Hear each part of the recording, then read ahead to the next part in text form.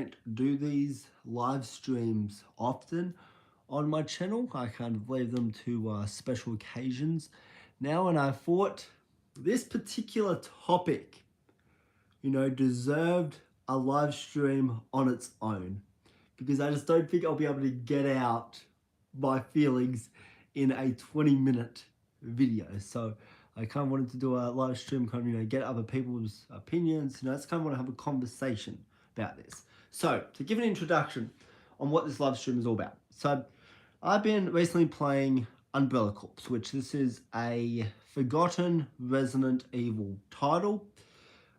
It dropped and then it vanished. No one talked about this game a couple of days after it came out. People spent $60, they moved on with their life to better games. And especially when you hear people bring up the word or the franchise Resident Evil, I can't say I really think of Umbrella Corps. No one brings up this game. But so I recently bought this game on the PlayStation Store. It was on sale for $8. The original price was like $23. I couldn't justify that because I've heard the multiplayer isn't that good. I've heard it's a shit show to get into multiplayer games. Basically no one plays this game anymore. I haven't tried to play the multiplayer. But in particular, what I'm going to be focusing on here is the single player mode.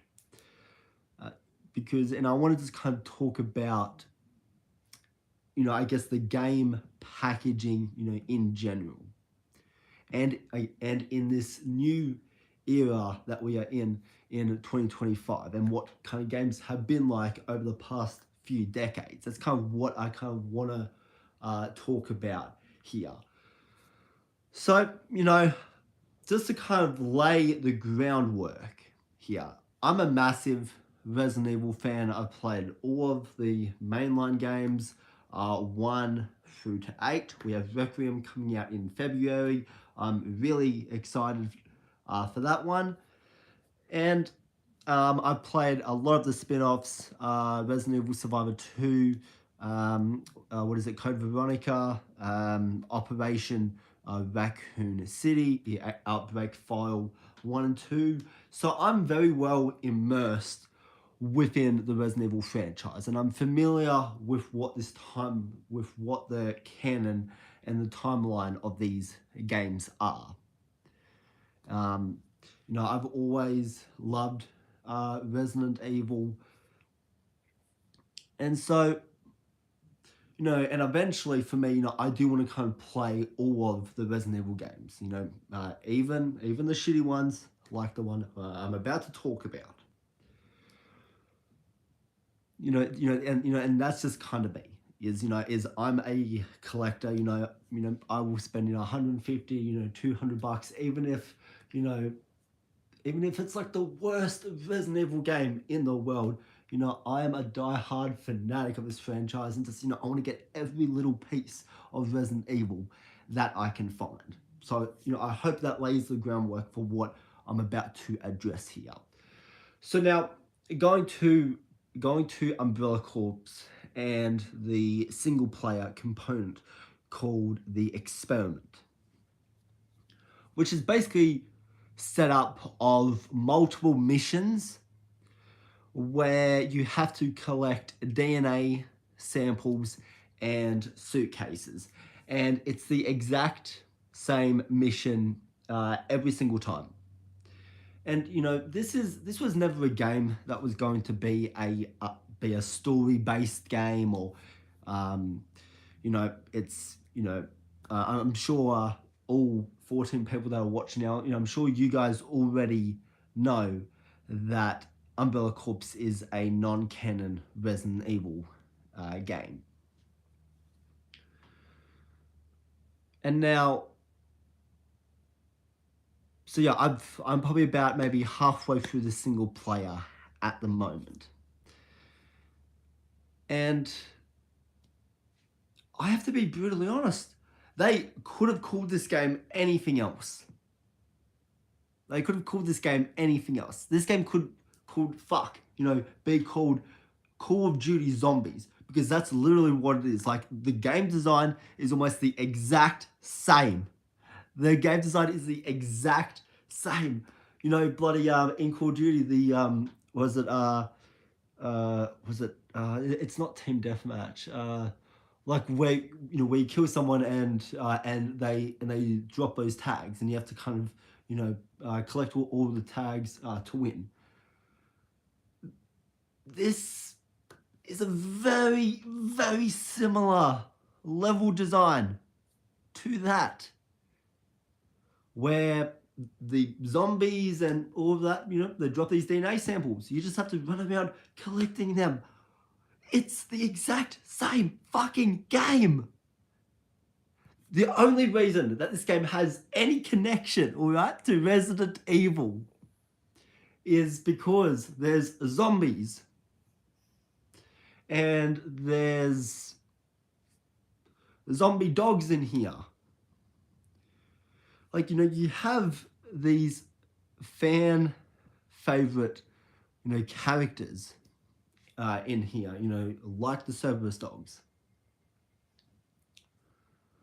That, I mean, it's cool to see them. It really is. I mean, it's cool to see them, but I can play Resident Evil 2 and get a much better experience with those zombie dogs. All right? So, yeah, this game isn't unique one little bit. And now, just, how is the gameplay, how is the combat, how is the actual experience of playing the game? So now, separating it from other games like Call of Duty and all of that, from any other third person and first person shooters, how is it just as a standalone game? I mean, this is a two response thing here, right? Because when you're playing, it's fun. Like, when you're in a game, you're shooting zombies, it's fun. I mean, who doesn't find that fun? You're going around shooting zombies, that's the most fun in the world right there. But there's a point in the experiment where it is so repetitive because you're playing the exact same goddamn match on repeat. And maybe you'll have a different gun, or maybe some new enemies might drop in. Oh wow, what a fucking upgrade. I am loving this game. But it's the exact same goddamn mission. And if it's not, DNA shit, it's bloody suitcases. So now you're picking up suitcases. Wow, still the exact same goddamn game, okay? It's still the exact same goddamn game. And just, gamers can read through the lines at what this game is trying to do. Like, as an actual development, and it's terrible. Like, this game is made by Capcom. If this was made by like a third party or something like that, I would kind of understand the quality, but this is Capcom we're talking about here. The ones who literally brought us the first Resident Evil, who brought us all of the mainline games. So we have a comment here. How old are you? Old enough.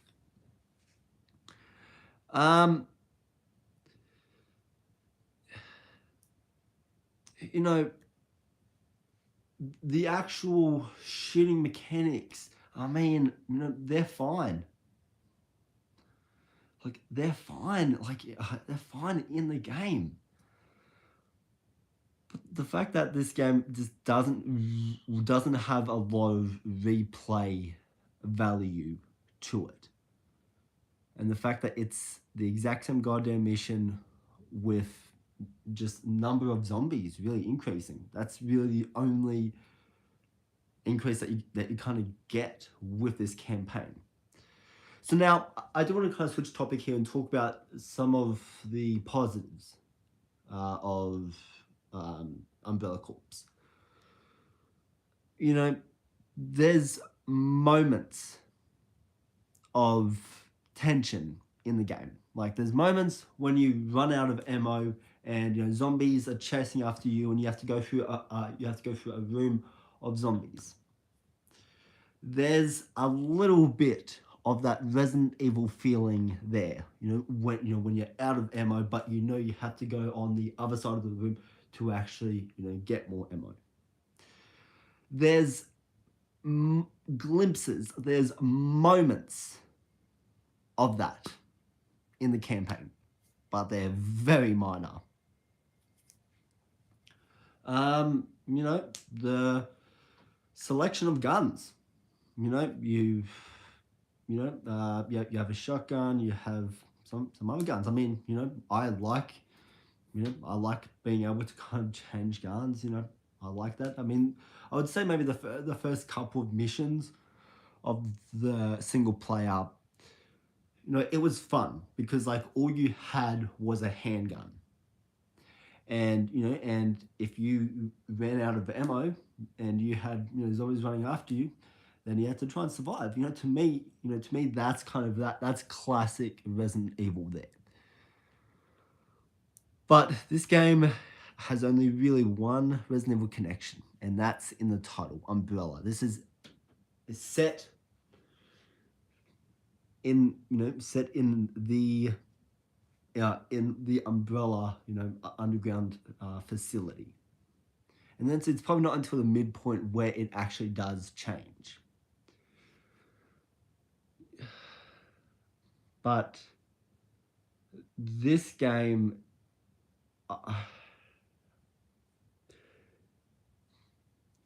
this is Operation Raccoon City 2. If that game was an only multiplayer game. It's literally like Operation Raccoon City. I mean, I wouldn't say that's a great game by any means. I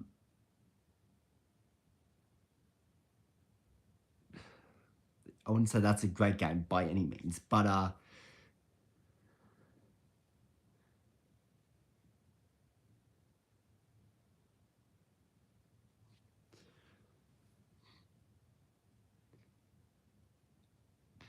at least Operation Raccoon City, it had a story to it.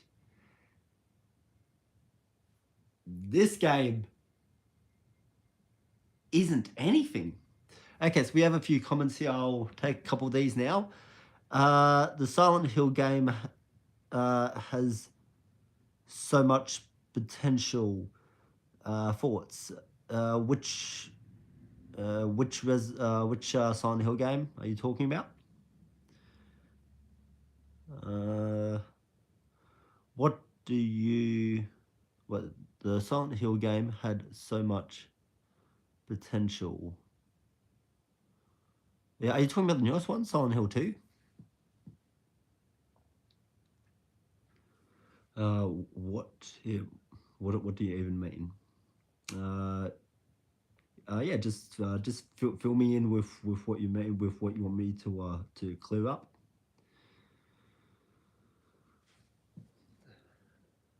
But okay, so now I want to kind of talk about game packaging, because I think this has been a problem over the past couple of years. So now we're kind of going to a different topic to Umbrella Corps.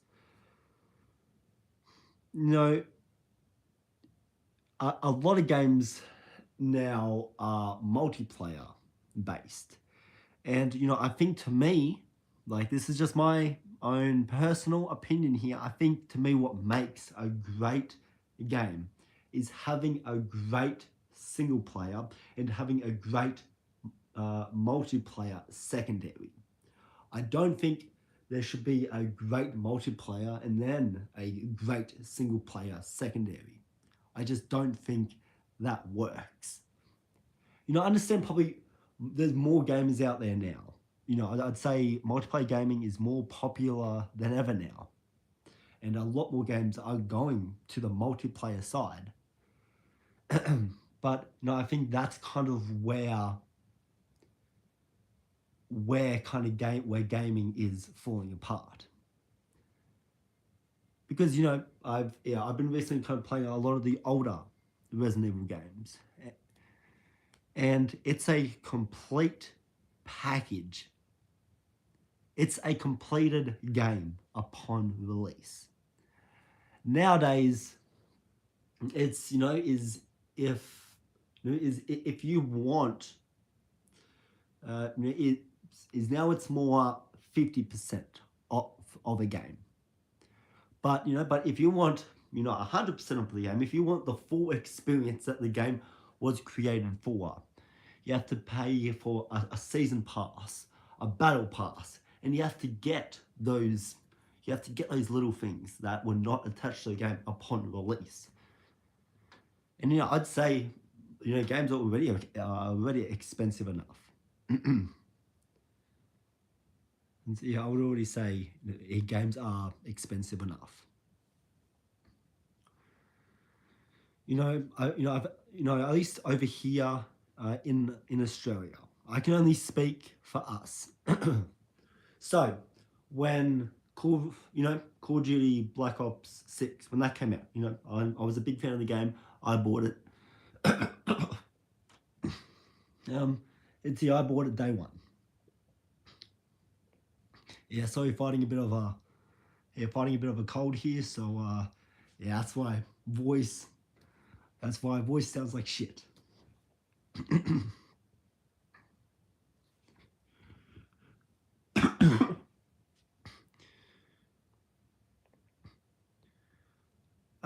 I would not say I'm talking.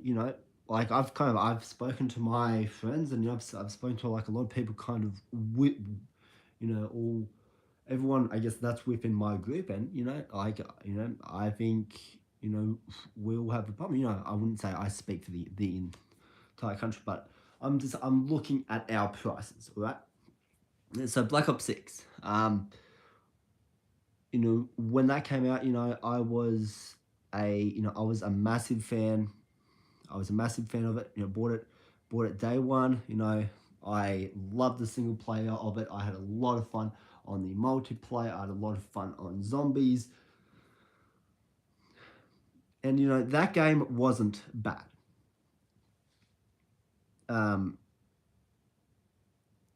But that game cost $116, which for a game like that kind of comes with zombies, comes with single player, that's not bad. Multiplayer now. Let's refer this back to to PlayStation, Xbox One. In order to do any type of multiplayer stuff. So you're paying $114, plus on top of that you're paying for the PS Plus. For me, who I'm not a massive multiplayer gamer. I prefer single player games. I prefer character based stories, and just in stories in general, and good storytelling in general. So you're paying $160, plus you're paying for like a $60, $70 PS Plus yearly subscription to play multiplayer. Which for people who want to kind of play, who play a lot of multiplayer games, that price is justified there. But you remember, you look at Xbox 360, you look at all these older consoles, Xbox 360, Xbox Live. You didn't have to pay for that shit. It was multiplayer built in. There was no fucking annual release subscription, right? See, this is frustrating. You look, I just want companies, right? Yeah, I want companies to kind of look at what Xbox 360 did. I mean, people shouldn't be paying for it. I mean, it's just, I mean, I understand, kind of PlayStation, I understand, developers and companies kind of need to make their profit somehow. But, Xbox 360 was a massive success for a long time. Um, I'm getting an impression. I'm getting an impression like you are burdened by something weighs on you. Please correct if I'm off there. No, I would not say. I would say that there's certain things that bother me for sure. You know, within gaming in 2025, but um, no. I mean, I know probably lost a little cool, but yeah, and that's right.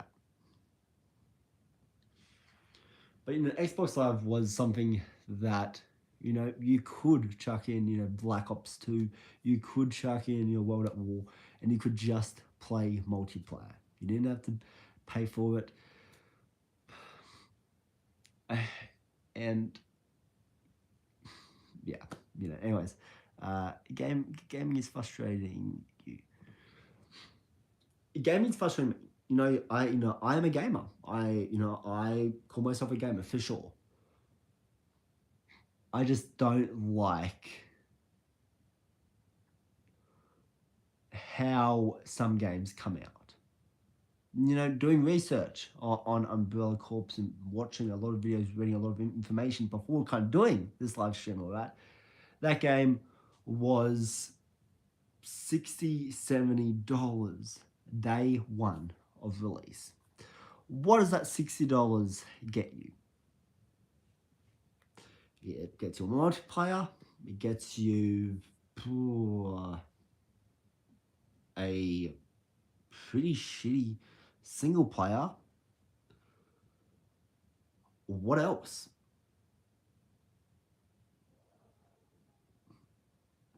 What else does it get you? It's just you're paying these prices, and you want the full experience. DLC. I want to talk about that. DLC, I think, gaming is getting more expensive while quality decreases. Exactly. That's a great way of putting it. DLC can be good. DLC can be good, but it's very rare. One of my favorite DLCs is the Batman Arkham Knight. Was it Season of Infamy DLC? Which comes with some great side missions with Killer Croc, Mr. Freeze, and there's some great stuff in that DLC because it actually does something for the story. It builds out that world more. To me, that's what a DLC should be. Is it should kind of build on whatever the core game was.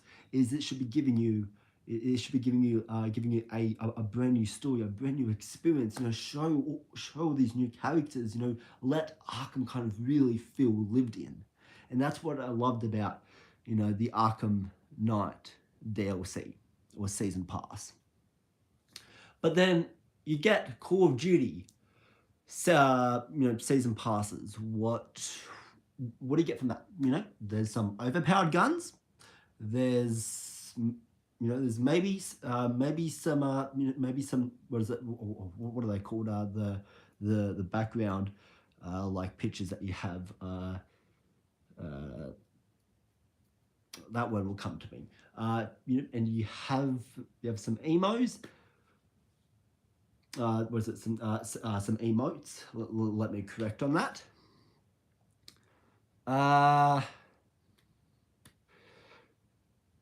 Some new skin. But with those season passes, all right, with those season passes, you're okay. So you're paying $50 for the season pass there, and I actually like their technique, right? I actually like their technique of how you actually have to kind of play the game to actually earn it. But then what's the point in spending money if you just have to play it to earn it? You know, I always thought kind of season pass was like what was unlock on demand kind of thing. You know what I mean? Let's see. Gaming companies are being bought up by larger corporations. Yep, who apply pressure to be increasingly profitable. More moral decreases, quality declines. Consumers suffer. You know, unfortunately, I think that is like, I think that is, that is generally the way. And like, these companies and these, these corporations, as he said, they're billions and billions of dollars. All right, there's a lot of money that these companies have, and was it, maybe on a fortnightly basis, or that, me, everyone in this live stream, we're making, maybe, $1,000 something, 2,000 maybe, depending on what your job is and whether it's casual, part-time, or full-time. And we have to, pay bills. We have to pay for water. We have to pay for food. We have to, we have to pay. We have to pay to keep the lights on. And so, the fact that kind of games are kind of getting more expensive, it's, just, I think it's getting harder to me. I think it's getting harder.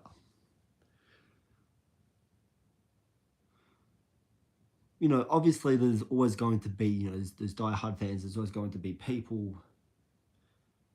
There's always going to be people, day one, go out and buy, go out and buy the newest Call of Duty, buy the newest Dark Souls game, buy all of that, and you look at that as a worldwide spectrum. They are going to make thousands, if not billions, in their opening weekend. Because then those people can afford it, but the people that can't afford, they would have to, they'd have to wait a couple of weeks, wait a couple of months, wait for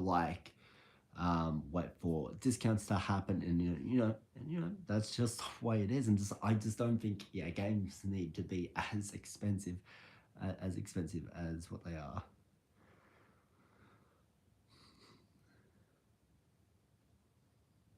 But going back to Umbrella Corps,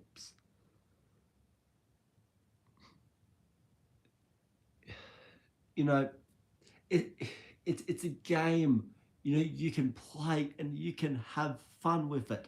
It's just not going to be a game you remember. I remember Resident Evil 2, for Leon Kennedy. I'm not the biggest fan of 5 and 6, but the thing about 6, all right, Capcom could have easily done this with 6. So you look at what a lot of companies have done, where it's like they release 50% of the game, upon release, and then maybe a week or two later, a month later, they'll release the season pass, which is then the 100% completed experience. Capcom could have easily done that with Resident Evil 6. I have no doubt about that. Because Resident Evil 6 was released with 4 campaigns. And then there was a secret 5th campaign, and they could have easily just slapped that on as a DLC. They could have easily charged people, $50 or $30 to play Ada Wong's secret single-player campaign. Since that's not the way that game was marketed. It wasn't marketed with Ada Wong in mind. It would have been really easy for them to kind of after the game releases, then start promoting the Ada Wong campaign. And people who have already finished those 4 other single-player campaigns, then they would have bought the Ada Wong one. But no, luckily, it's a completed game upon launch. And that's what I think just more games, that's to me what more games should be. All right? More games should be completed upon launch. And let's see here. So, Wall Street to humans. Microsoft lays off. Okay. Yeah, right.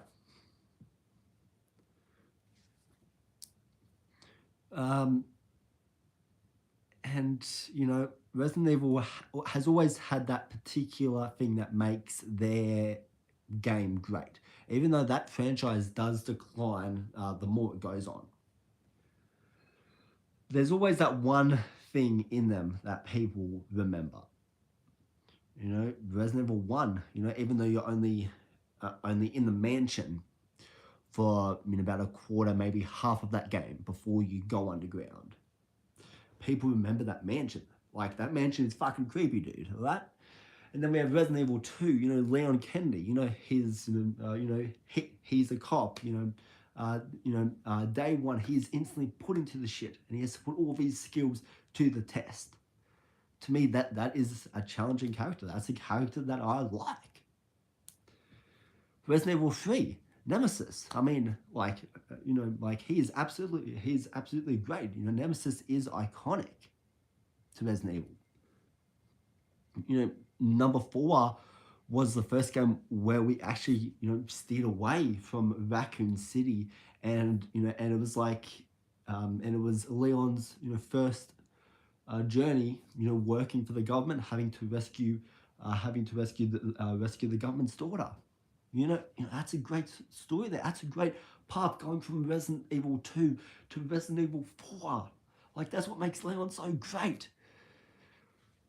Umbrella Corps. Who the fuck are these characters? What? Who the fuck are these characters? I know kind of who these people are because of Operation Raccoon City. But that's the thing is this, and one of the things that kind of made Resident Evil so great to me was you actually had to kind of go around and there were all these notes and letters that you collected that just added to the lore and the depth of that franchise, and it was great. Let's see. So, what part of the Resident Evil story resonates with you most deeply? Resonates with me most deeply. That is a very, very good question.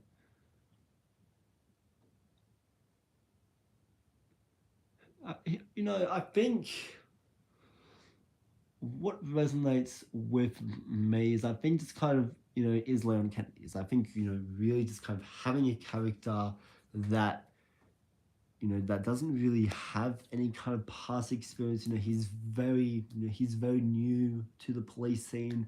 And kind of coming on the job day one and instantly being just immersed in this infected town and having to fight through it and having to kind of put, even though he's not ready for it, he puts himself to the test.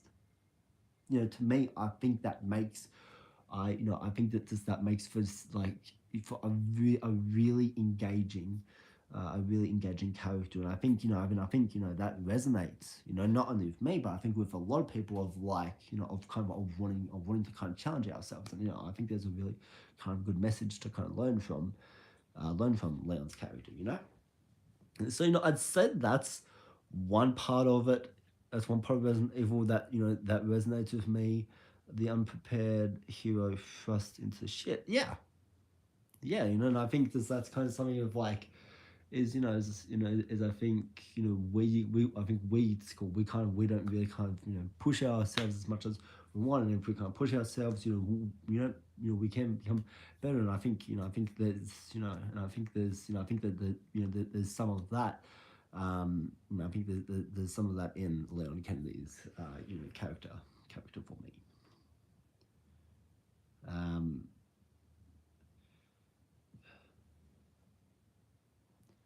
but then I also think it's kind of like it's the also just from Leon's character. It's also just like the whole like what do you do of you know you know of like how do I get out of this you know like how do I get out of this how am I going to survive trying to stay calm and kind of kind of put yourself front and center. I think that's one of the things I think I've always liked about Leon. So I don't know. Yeah, I'd say I'd say that's a part that resonates with me. Pretty closely. And so yeah, each Resident Evil game has had a signature thing in it. Umbrella Corps. What's the significance of this game? Shit happens. That should generally be the title of this game. Shit happens. Anyway, figuring out how to survive in the chaos and seemingly, yeah, yeah, yeah. I think that's something that was always really good about Leon. And then we go to Resident Evil 5, which I'm not sure how many of you guys have actually kind of played it, but um, I'm not going to get into spoilers here, but Resident Evil 5, has a really cool twist in it that I really like. And actually, speaking of Resident Evil 5, actually, I recently played, there's a DLC in Resident Evil 5. I think it's Desperate Escape. Desperate Escape, I think it's called. Where you actually go back to the Spencer Mansion, and it actually kind of ties in one of the cutscenes that you see in the core game. Which I thought that was really really great. And then you have like another DLC where where Jill and this other guy are escaping, and you're seeing them escape and being rescued, and it's just and like it's really cool. It's really cool. It's really cool DLC. If you get the PS4 editions of Resident Evil 4, 5, and 6, it comes with all of the DLC and add-ons. So yeah, I would recommend getting the PS4 or PS5 edition. Like the PS4 games work on the PS5, but yeah. But yeah, in Resident Evil 5, it was really great to go back to that Spencer Mansion, dude. It was so good. Because it's creepy in the first game, and yeah, it's really creepy in number 5.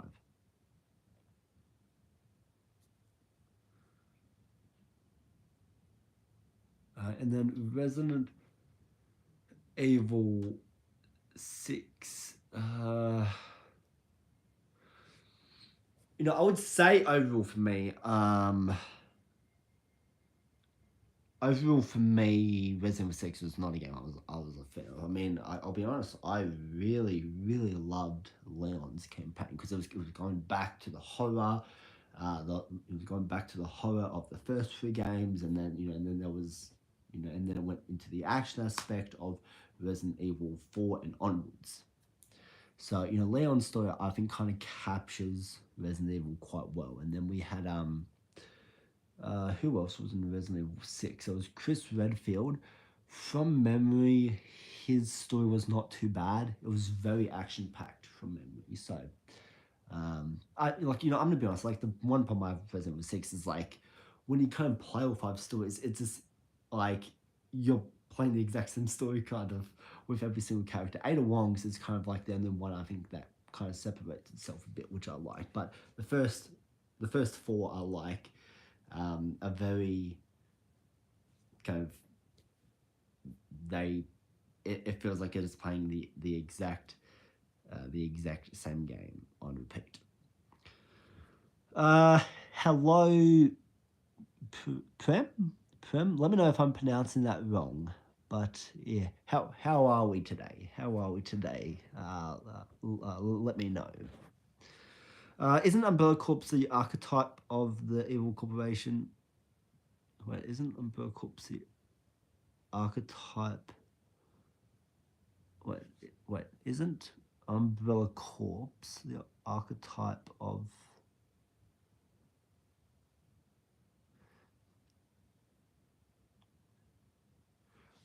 Yeah. So like, I mean, in Operation Raccoon City, um, the actual like Umbrella Corps, like they were kind of trying to hide all the information, so it didn't go out to Raccoon City. Uh, and then you have Leon and Claire, and Operation Raccoon City takes place. It's a non canon game, but it takes place in between two and three. It has a really cool Nemesis boss fight, but um, your main kind of the main I guess group you play as is the Umbrella Corps, and you're just trying to kind of fight, trying to find all the information and kind of hide it from it getting leaked to the public, and just trying to kind of find all the information and destroy all the information before anything does surface. And then you have the other group on the other hand who are trying to find it and who are trying to leak it. So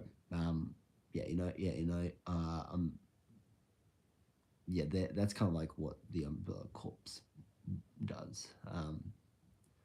But I think the thing, I'll be honest, I'm not too familiar about the Umbrella Corps.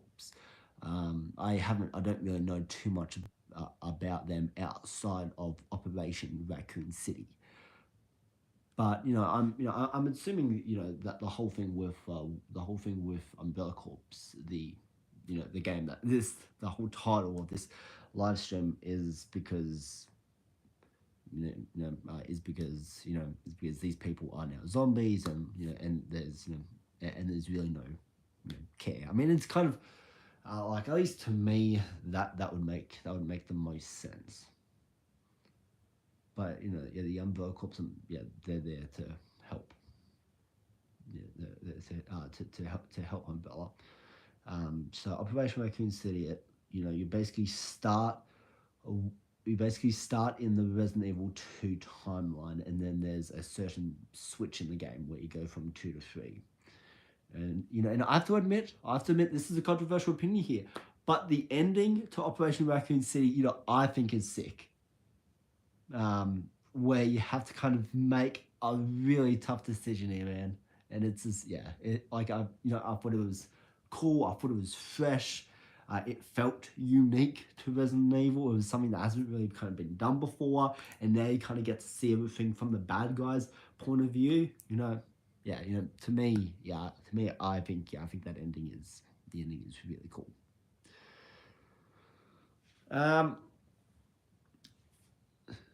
So, going back to Resident Evil 6 now, it's like you're seeing all of these stories do eventually interconnect.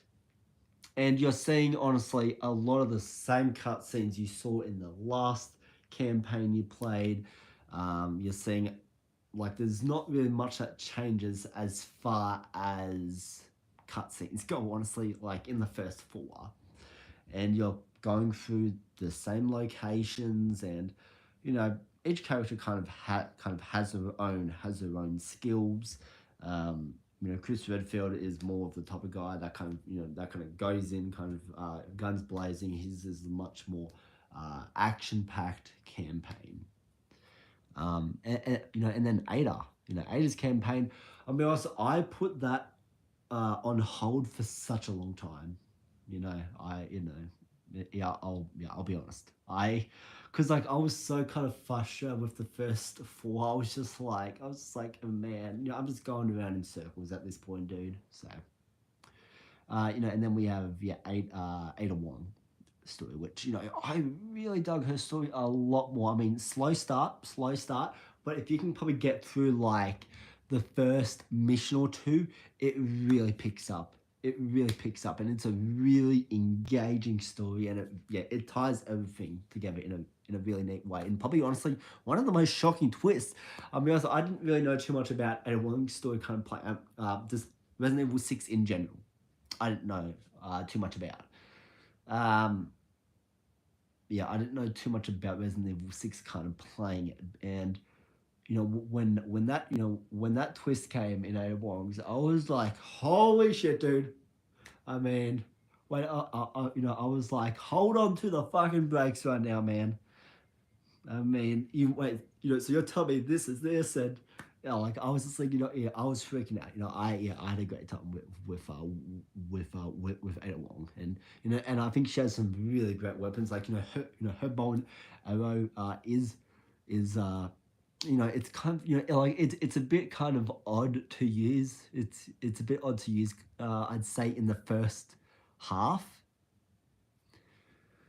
Um, it's a bit odd to use in the first half because you're so used to kind of going into an environment, guns blazing, and now you have a bow and arrow, and what's it? I think it was a pistol you had, I think, and so yeah, there's a bit of a change there, but as the game goes along, that bow and arrow is your friend. So yeah, like whatever you do, continue to get ammunition for it because it is your friend um, uh, as that game goes along, and you do get more weapons um, as you do go along, which is a big advantage.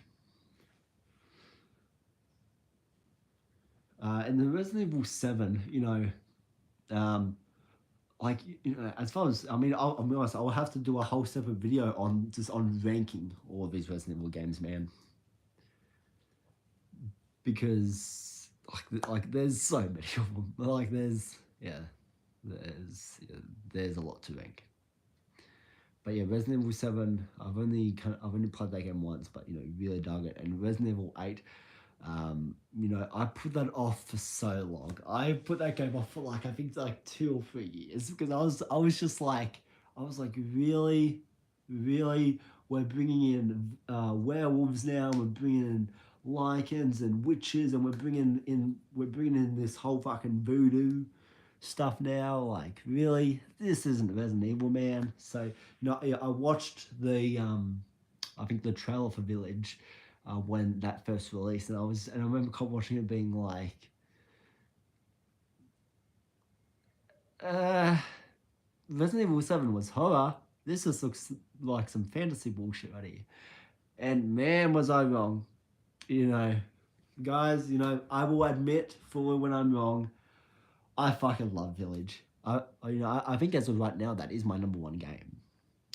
Like I have a ranking on my phone, and Village is I think my number one. Like I had such a great time playing that. Mother Miranda. Like there's such a great story with her that advances the lore.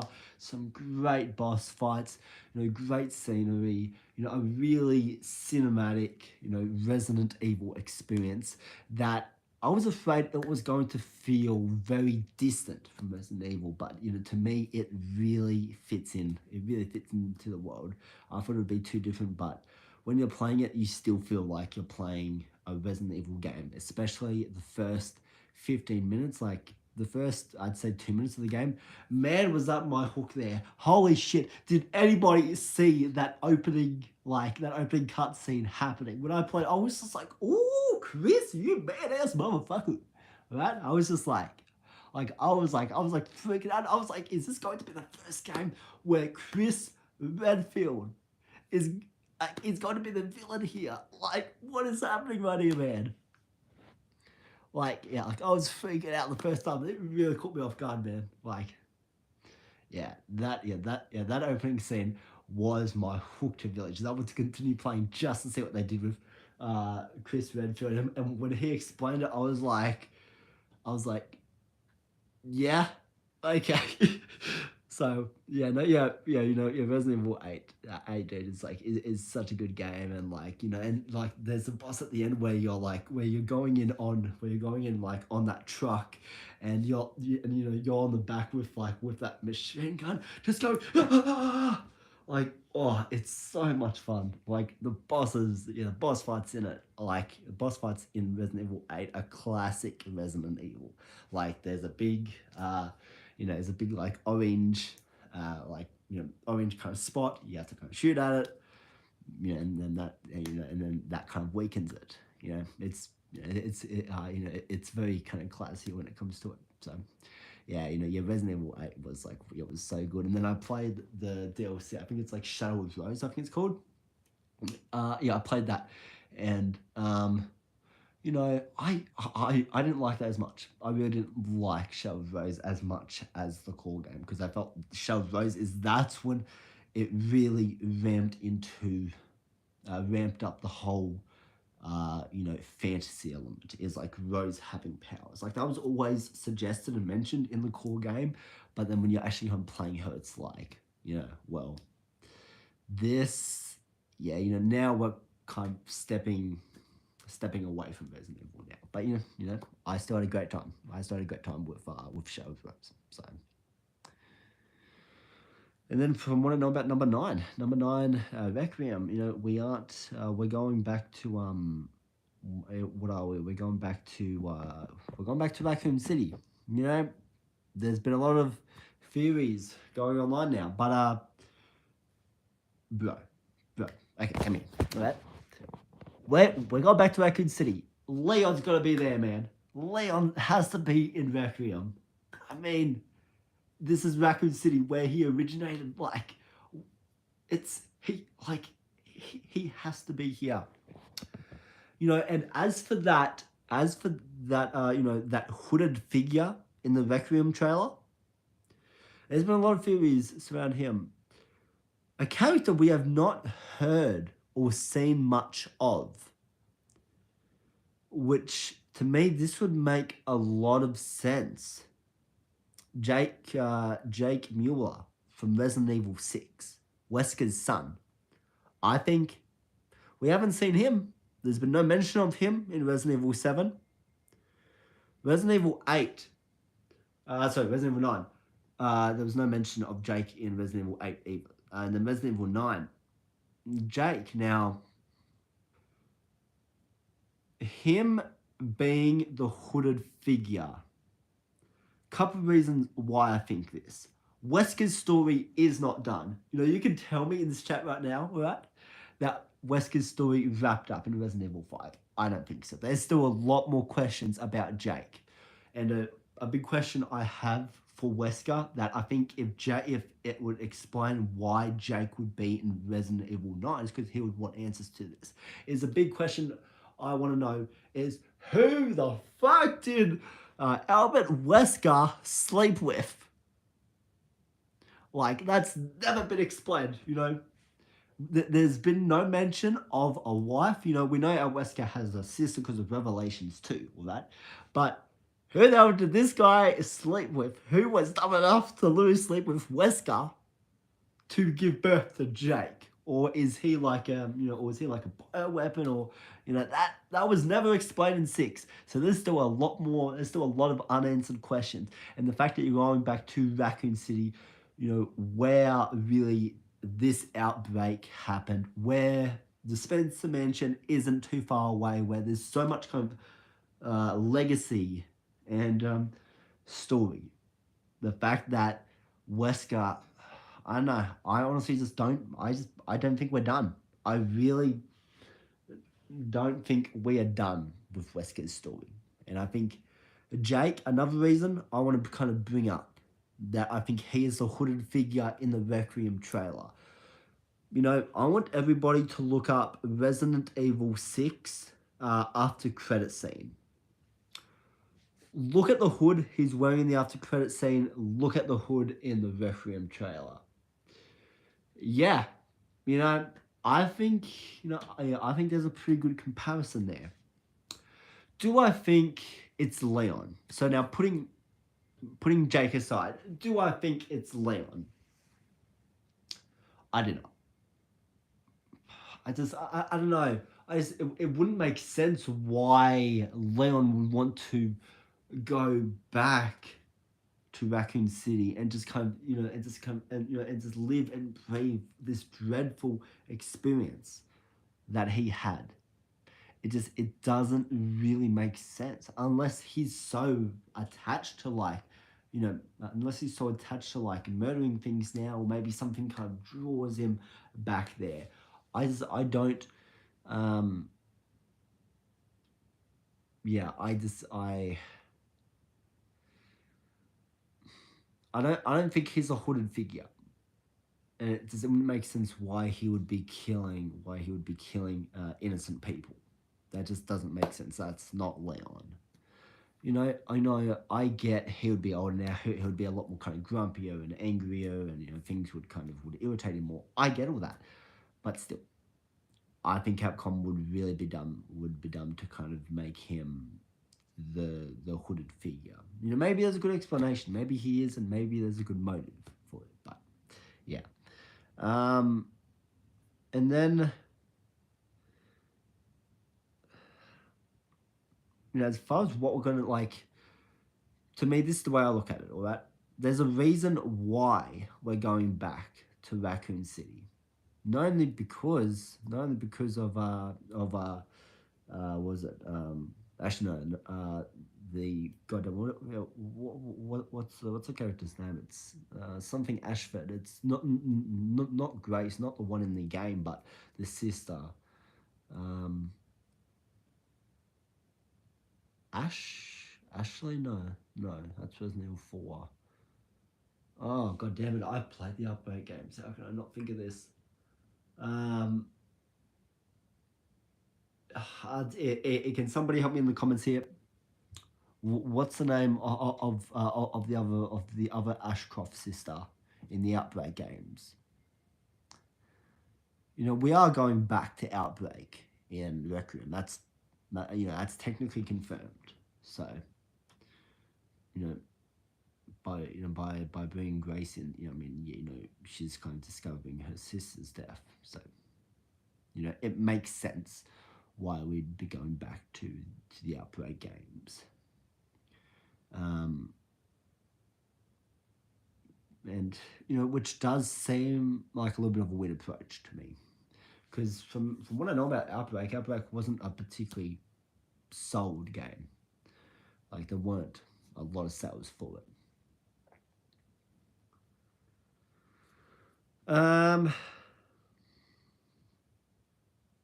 So, um,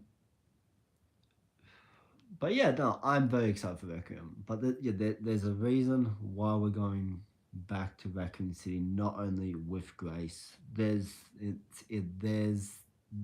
some more secrets here that that are needed to uncover. Uh, do Rose's story? We aren't done yet with Eva, and this was supposed to be the concluding game, the finishing game to really wrap up the Resident Evil franchise. Um, Rose, I don't know. Like, I mean, if she does appear in the game, I would be really curious to know kind of what her involvement would be. Um, I think it would be weird for her character.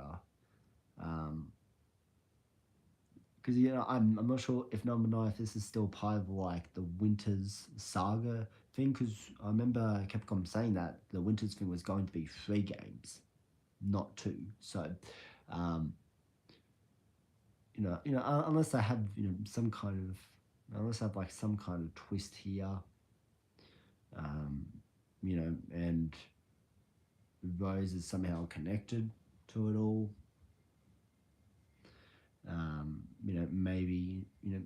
Maybe Chris took Rose under his wing and and went back to Raccoon City. Maybe that's a possibility there, but yeah, I am really not too sure. So, I think we are kind of steering away from. I think we are steering away from the Winter Saga.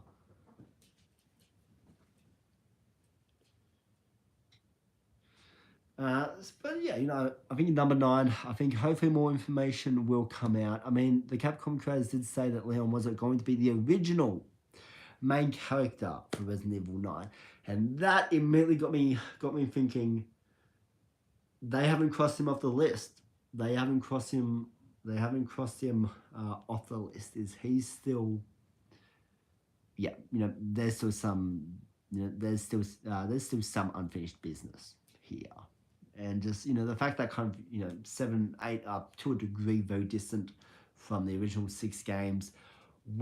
Number 9 has to kind of bring it all together. So, I'm really curious. I really am. And whenever pre-orders go on sale, I'm gonna be online day one, mate. Booking, well, not booking, but pre-ordering the game.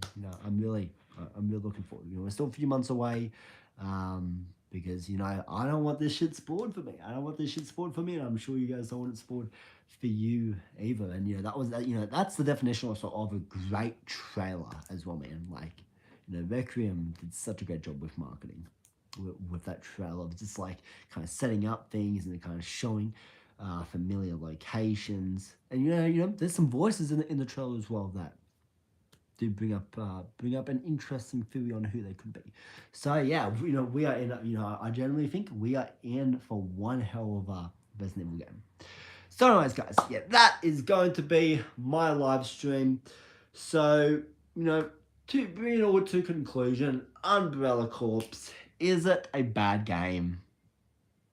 Yeah, it is. But does the game have moments of enjoyment?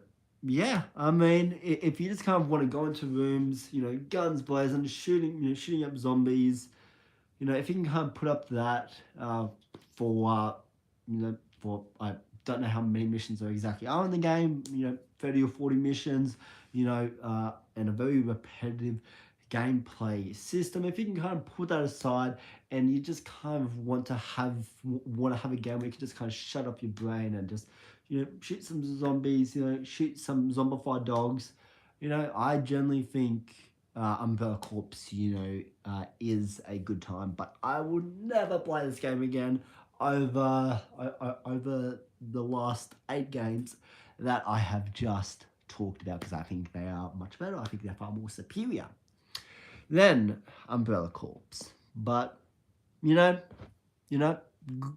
attempt, Capcom. Good attempt. We just haven't cracked that multiplayer code yet. And maybe and just maybe a hint of advice as well, Capcom. Maybe try and steer away from the whole Call of Duty route.